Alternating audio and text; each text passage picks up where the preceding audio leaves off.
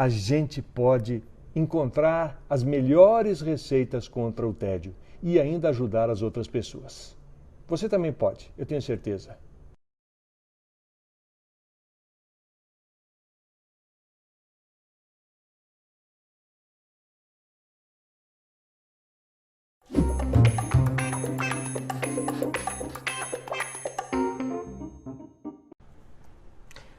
Olá pessoal, bem-vindos à minha crônica. Tá um marasmo danado aí, né? Chovendo. Parece até que a quarta-feira de cinzas é hoje. Não tem carnaval, é um carnaval sem carnaval. E é um bom momento para a gente falar um pouquinho a respeito do trabalho de quem escreve, dos pensadores, dos poetas, dos jornalistas, dos cronistas. De manhã eu leio bastante. Ao meio-dia eu assisto os telejornais. À tarde, quando saio de carro, eu escuto o noticiário no rádio. À tarde eu também aproveito para escrever. Escreve, não está bom, joga fora, começa outro texto, corrige, rabisca. E depois, quando está pronto, eu gravo. E depois de gravar, eu posto. E quando eu posto, estão aí as crônicas eletrônicas do outro lado da notícia que vocês assistem. E que eu sei, porque tem sido dito por vocês mesmos, que a maioria gosta. E eu agradeço. E assim vão passando os dias, vão passando as semanas, os meses. Assim foi durante a pandemia, assim já era antes da pandemia e assim será no pós-pandemia. É um trabalho silencioso, discreto, é quase um autoexílio, onde não tem espaço para o tédio. Não existe espaço para a tristeza na casa daqueles que pensam, que observam, que escrevem, que editam, que gravam, que postam coisas, conteúdos interessantes e que fazem os outros raciocinar. Não é uma simples distração. Também não é um trabalho comum, assim, de acordo com os conceitos que se conhece das definições normais e clássicas do trabalho. É uma missão dos cronistas. Pensar em como consertar este mundo enquanto ele estiver parado. Para que quando esse mundo voltar ao seu giro normal, se é que isso vai realmente acontecer um dia, muitos dos seus problemas tenham sido naturalmente resolvidos. Ó, temporal, tempestade, mas nada de marasmo. Não, espante o tédio. Faça esse exercício você também. Com uma caneta e com um papel, a gente pode encontrar as melhores receitas contra o tédio e ainda ajudar as outras pessoas. Você também pode, eu tenho certeza. Mas se você tiver preguiça, por favor, venha assistir as minhas crônicas, porque elas estão aqui para preencher da melhor maneira possível esse tempo que muitos chamam de tédio, mas que assistindo às coisas certas e pensando sobre elas, a gente pode considerar não de tédio, e sim de tempo bem utilizado, produtivo. Conto com vocês. Olá pessoal, bem-vindos à minha crônica. Eu vou falar um pouco sobre televisão em respeito às mais de 1000 mensagens que eu recebi. 1000 mensagens que eu recebi de telespectadores, de fãs, enfim, de pessoas comentando a respeito da postagem que eu fiz ontem, falando sobre a demissão do Marcos Mion. A principal pergunta que as pessoas me fizeram é a seguinte: Brito, por que a Record demitiu o seu melhor apresentador após o grande sucesso dessa edição da Fazenda? Ok, eu vou responder. É muito simples. Acontece que Mion é o queridinho da mídia.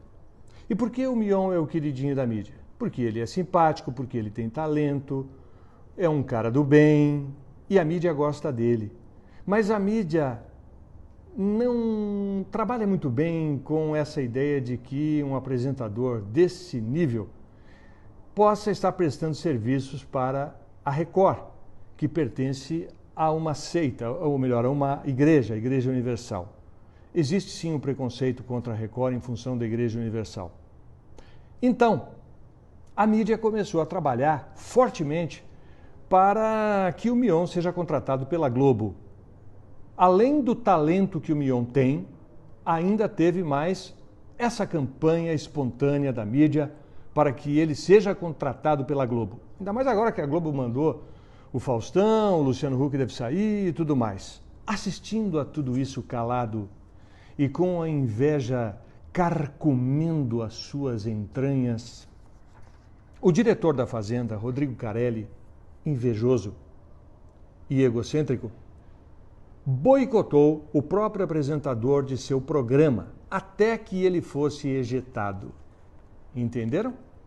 As relações foram ficando tensas até que, crau, o Mion caiu na cilada. Eu vou contar uma historinha só para ilustrar aqui.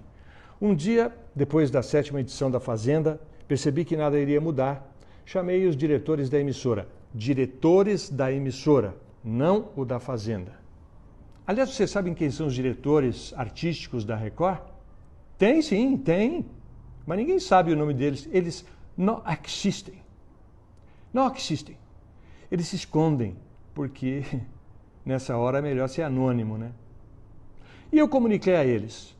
Diante dessa insistência de vocês com esse diretor, eu estou comunicando agora que não desejo mais apresentar a Fazenda. Estou entregando o cargo de apresentador deste programa a partir de agora. Mal essa reunião que eu estou contando aqui terminou, já saiu nos sites de televisão, escrito: Record dispensa Brito Júnior e quer Zeca Camargo para o comando da Fazenda. Dias depois, Record não consegue fechar com Zeca Camargo e agora quer Pedro Bial. Vocês entenderam a inversão do negócio? Pois bem, com o Mion foi o pulo do gato. Antes dele receber a proposta da Globo, a própria Record tratou de dispensá-lo para não ficar por baixo, para não tomar o golpe fatal. Acontece que esse foi o maior erro da Record nos últimos 10 anos. Demitir o seu melhor âncora sem ter alguém melhor do que ele para substituí-lo. Erro brutal. Erro que tem que ser registrado não só em nome dos diretores artísticos, que ninguém sabe quem eles são, eu sei, mas o público não sabe. Tem que ser colocado também na conta do diretor comercial da emissora. Esse todo mundo conhece, que ele gosta de aparecer, o Walter Zagari. E agora a minha nova previsão.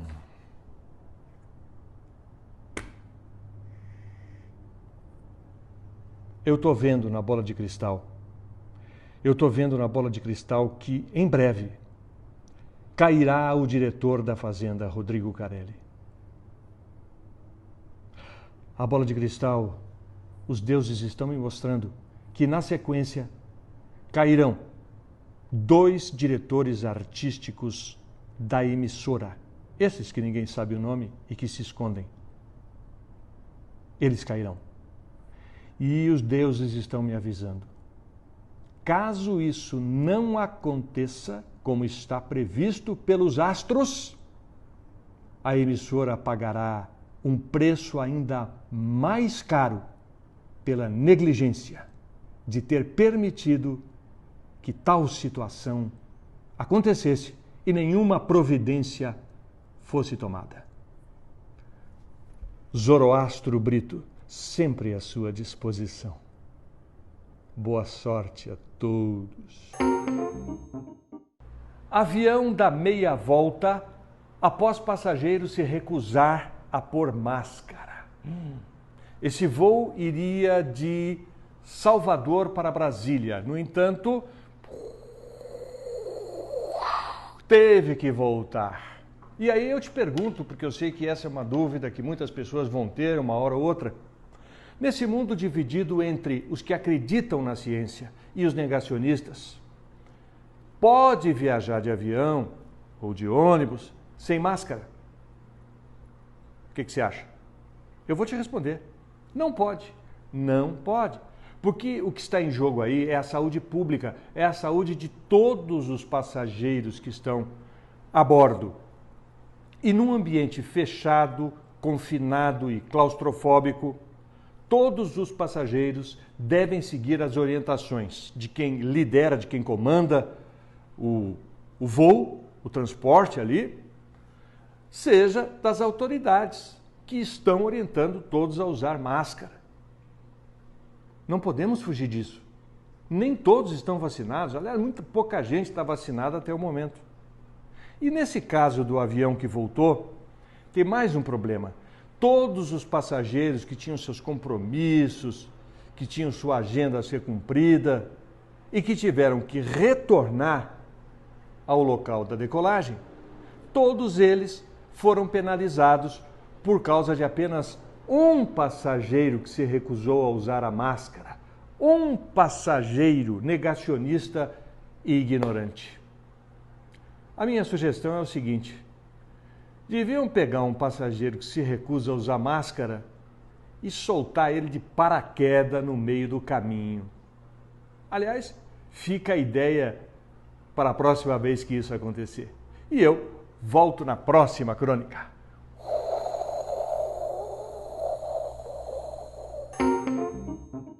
Olha só, o ator Bruno Galhaço rejeitou a oferta para ser apresentador de A Fazenda.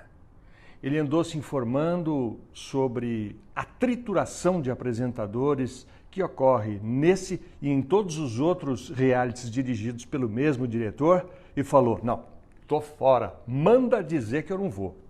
E ele fez muito bem, foi inteligente. Ninguém quer ser âncora desse programa. Ninguém. Eles começam falando em Bruno Galhaço, depois eles falam em Pedro Bial, Zeca Camargo, daqui a pouco vão estar falando até do William Bonner e vão acabar recorrendo a alguém da casa, como o Geraldo, por exemplo. Eu acho que o Geraldo seria o nome ideal. Já está lá, para começo de conversa, é um contador de histórias, faz as pessoas rirem, faz as pessoas chorarem. Já pensou o Geraldo contando uma daquelas histórias que levam mais ou menos 1 hora, 1 hora e meia, do começo ao fim? Seria interessante, né? Rodrigo Faro e Sabrina Sato, que também estão lá, na verdade, morrem de preocupação, de medo de serem convocados para essa roubada. Mas também quem mandou, dispensar o apresentador, o Mion, que estava tão bem, quem mandou dispensar o cara depois de um sucesso tremendo que foi a última edição do programa? Agora vão ter que se virar. Eu sei qual é a solução definitiva para a ancoragem da Fazenda. Eu sei.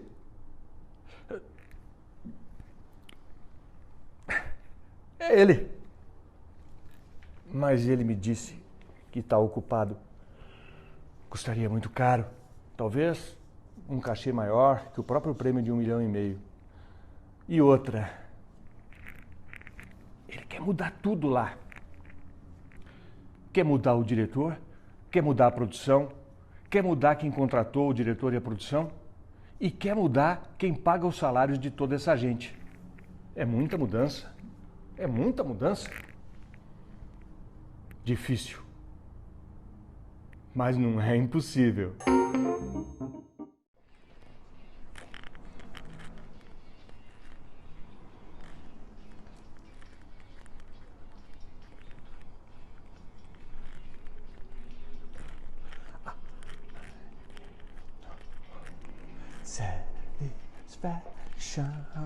Como? Tô no ar? Meu Deus! Desculpa, não tinha reparado.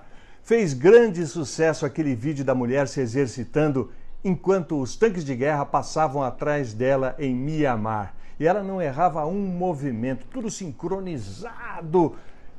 E os tanques de guerra passando. E a guerra vai começar. E o pessoal louco para jogar bomba na embaixada. E ela nem aí. Ninguém vai atrapalhar minha academia, tá certo? Não que as pessoas não estejam preocupadas, mas muitas nem sabem o que está acontecendo debaixo do seu nariz. Tenho certeza que você conhece gente assim. Acontece que esse é o reflexo do mundo dominado cada vez mais por celulares e fones de ouvido. A casa pode estar pegando fogo, mas não adianta chamar, porque os caras estão lá, curtindo um som. I can't get no satisfaction when I try, when I try, when I try, when I try, I can't get no, get no. Cheguei numa conclusão. Usar fone de ouvido é o melhor modo de ficar surdo.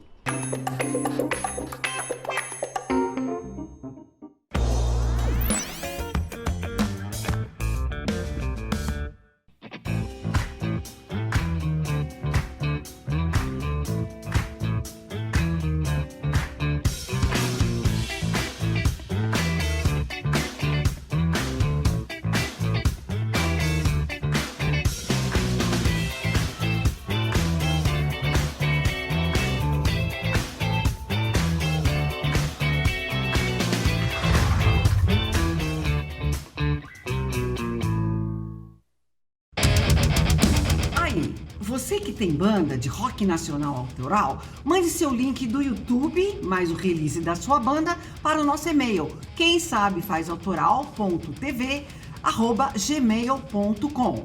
Aqui o seu videoclipe ou seu lyric vídeo vai ao ar pelo Elemental Channel. É isso aí, rock nacional, autoral, Elemental Channel.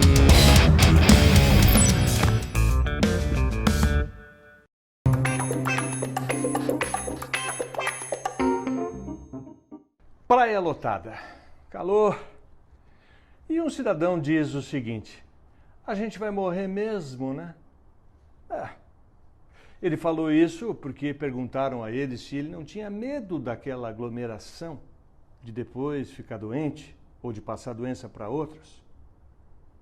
Tecnicamente, ele não deixa de ter razão, porque se existe coisa certa nesse mundo, é que um dia... Mas esse posicionamento de justificar o desrespeito às regras de isolamento, falando que um dia todo mundo vai morrer mesmo, é muito simplista, simplório, ignorante e egoísta. E quem disse que os outros que estão por ali, ou que trabalham com ele, longe, os da família, os amigos que estão respeitando o distanciamento, quem disse que os outros pensam a mesma coisa? Apesar de tudo, a grande maioria dos brasileiros pensa em viver o máximo possível e da melhor maneira possível, o que não é fácil. E fica realmente muito difícil, as coisas ficam complicadas se pegar Covid e for parar na UTI de um hospital, se for entubado, longe da família. Não se deixe levar por esses que acham que todo mundo vai morrer um dia. São pessoas que namoram com a morte, que não estão dando valor para a vida. Se eles fossem os mais corajosos,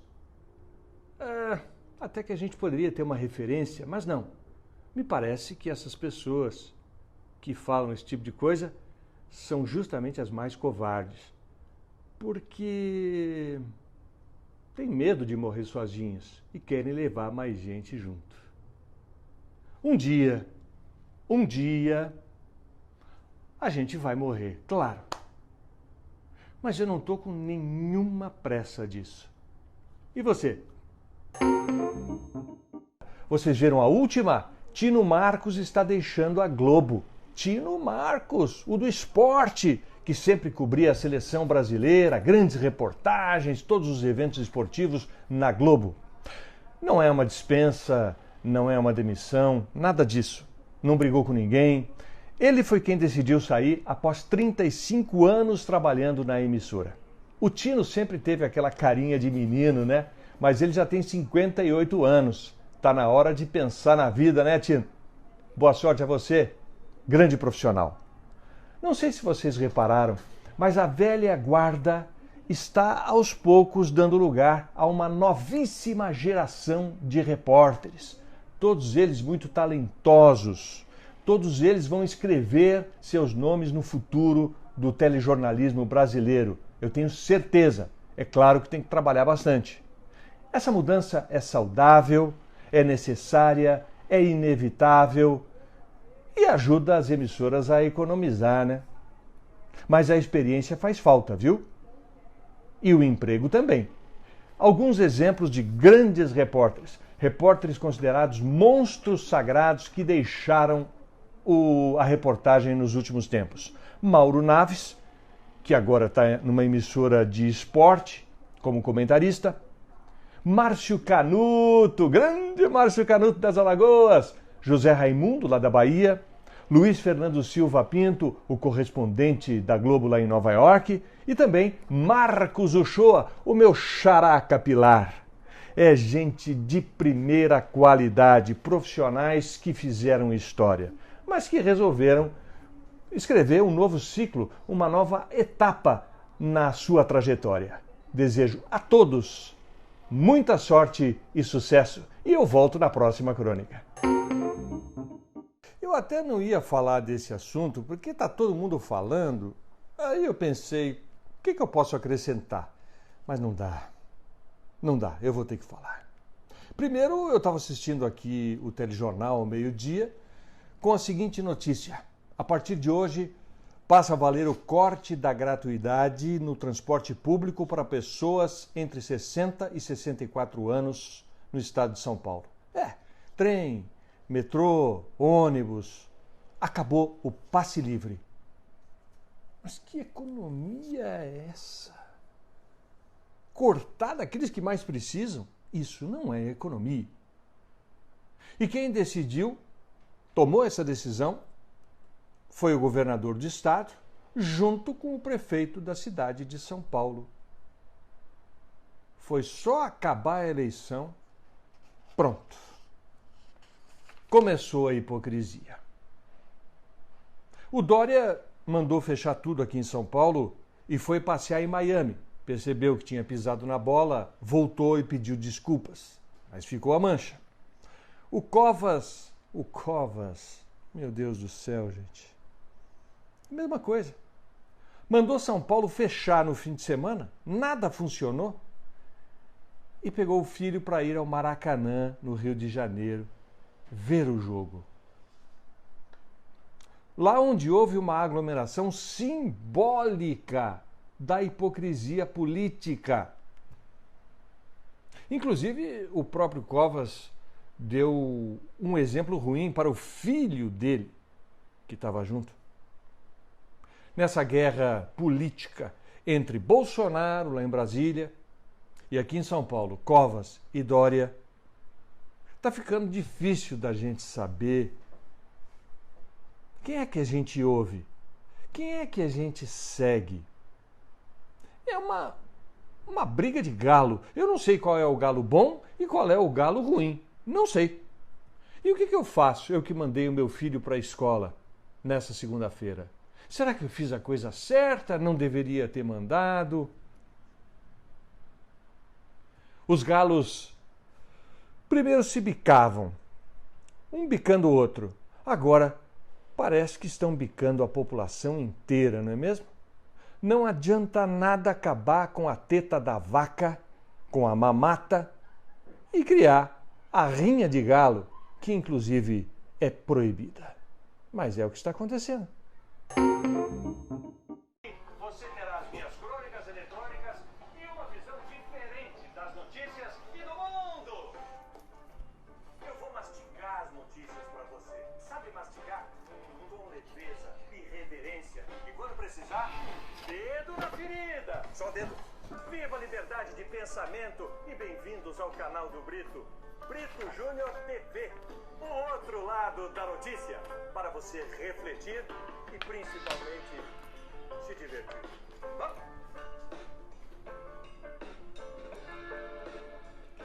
E aí, pessoal, tudo bem? Vocês já repararam quantas telas tem na sua casa?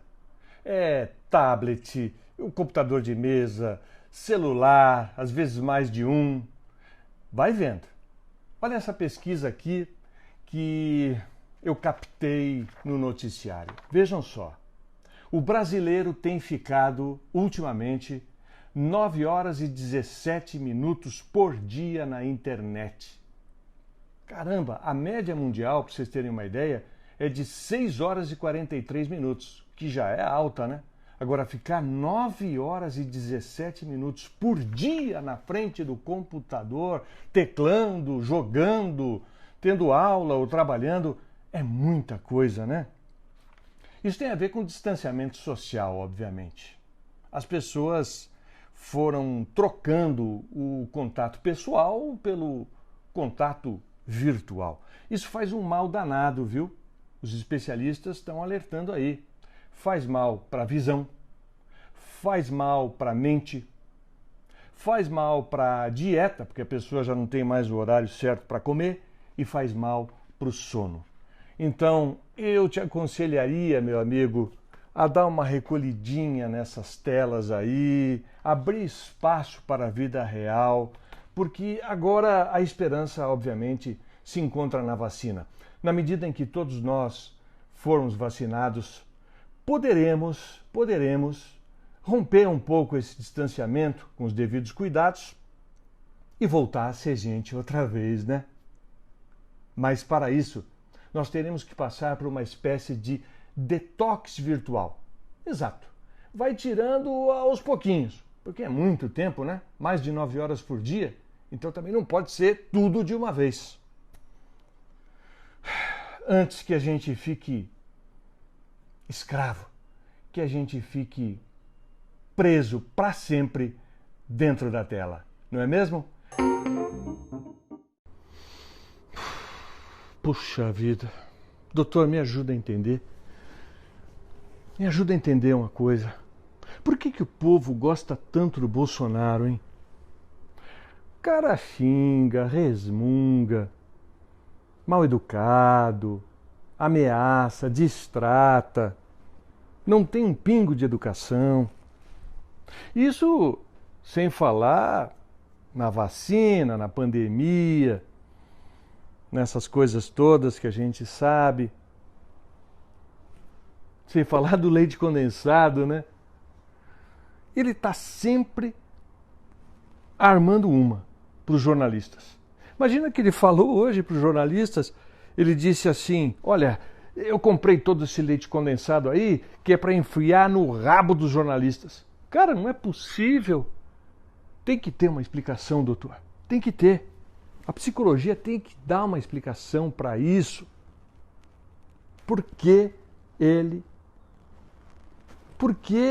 é tão querido nas pesquisas de popularidade? Está sempre em primeiro. Por que o povo gosta tanto desse presidente? Me explica. Simples. Simples. Eu vou te ajudar a entender. É o seguinte, imagina o tio do pavê. Tudo quanto é festa tem tio do pavê. Alguém quer ver o tio do pavê pelas costas? Alguém detesta o tio do pavê? Alguém briga com o tio do pavê? Não, né? Pois é. Mas há opções. Você pode optar pelo sapo barbudo, ou talvez pelo brucutu, ou até pelo nhonho. E ainda tem um outro aí que está chegando que vai bem também, que é o ex-juiz da Lava Jato. O que você prefere? Algum desses ou o tio do pavê? Hã?